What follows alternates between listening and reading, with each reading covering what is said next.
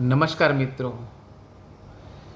Road ઉપર વાહન હંકારતા હંકારતા એક વિચાર એવો આવ્યો કે જ્યાં સુધી આપણે એકલા વાહન હંકારતા હોઈએ છીએ ત્યારે ખૂબ શાંતિથી અને એક સ્થિર ગતિએ આગળ વધતા હોઈએ છીએ, પરંતુ જ્યારે આપણી બાજુની લાઈનમાં કોઈ વાહન આવી જાય તો તેને આગળ ન જવા દેવાની એક સ્પર્ધા શરૂ થઈ જાય છે અને બેધ્યાનપણે આપણે આ સ્પર્ધામાં જોડાઈ જતા હોઈએ છીએ અને ક્યારેક જીવલેણ અકસ્માત પણ થતો હોય છે.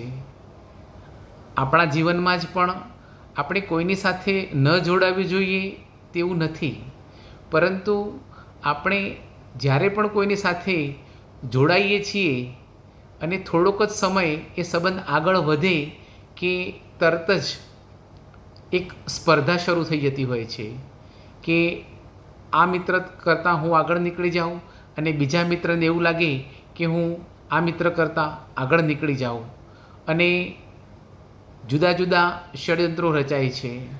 એકબીજાને ખોટું લગાડવામાં, એકબીજાનું ખરાબ દેખાડવામાં બંનેમાંથી કોઈ પાછી પાની કરતા નથી.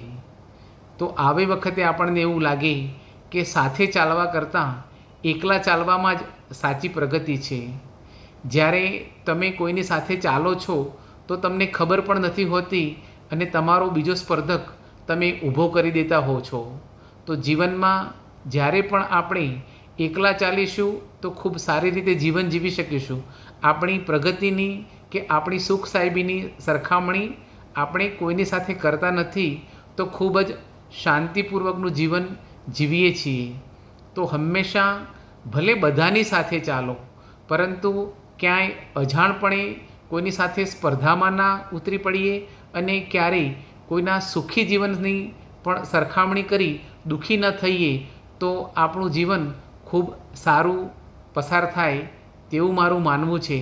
આપ સૌ કોમેન્ટ બોક્સમાં આપનો અભિપ્રાય ચોક્કસ જણાવશો. નમસ્કાર.